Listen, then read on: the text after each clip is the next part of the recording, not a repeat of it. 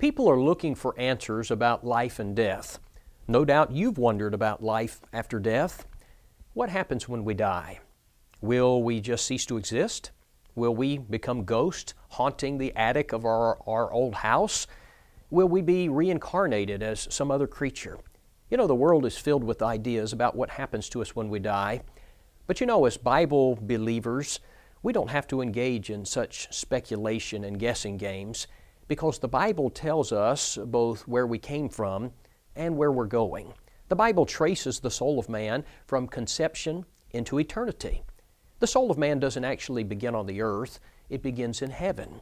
Ecclesiastes 12 and verse 7 says that when we die, the soul or the spirit returns to God who gave it. So at the moment of conception, when the egg meets the sperm, a human life is created, and God places a soul or a spirit into that new body. And for the next 70 or 80 years, however long we live, the physical body becomes the dwelling place of the spirit. 2 Corinthians 5 and verse 1 refers to our physical body as a tent. It is a temporary dwelling place. But eventually the physical body wears out and we die. It is at that moment that the spirit or the soul departs from the physical body. James 2:26 says the body without the spirit is dead. The psalmist says we live 70 or 80 years and then, quote, we fly away. Psalm 90 and verse 10. But where do we fly to? Where do we go when we die? All souls who die go to a place that the Bible identifies as Hades. Hades is the waiting place of the dead. It's kind of a holding area for disembodied spirits. And both the righteous and the wicked go into Hades. Now, many people are confused about that because they think of Hades as the dwelling place of the wicked only. But that's incorrect. All of the dead, good and bad, go to Hades. Now, Luke 16 tells us that Hades is divided into two realms. One is called paradise. It's where the faithful go. It's the place Jesus told the thief on the cross he would go, Luke 23:43. The other compartment of Hades is known as torment. It's a place of suffering and punishment. It's the destination where all of the wicked will go to await judgment.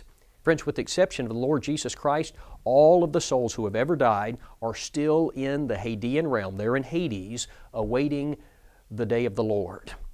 Well, what's going to happen when the day of judgment arrives? On that day, there will be a bodily resurrection of all of the dead who have ever died. John 5:28, Jesus said, "For the hour is coming, in which all that are in the grave shall hear His voice, and shall come forth, they that have done good unto the resurrection of life, they that have done evil unto the resurrection of damnation." Now, in addition to the bodily resurrection on that day, Hades will be emptied of all of the spirits, and those spirits, those souls, will be reunited with their bodies. But the body will be different then. The resurrected body will not be one of flesh and blood. It will be a new, incorruptible body. And then both the righteous and the wicked will be gathered before God for their pronouncement of judgment.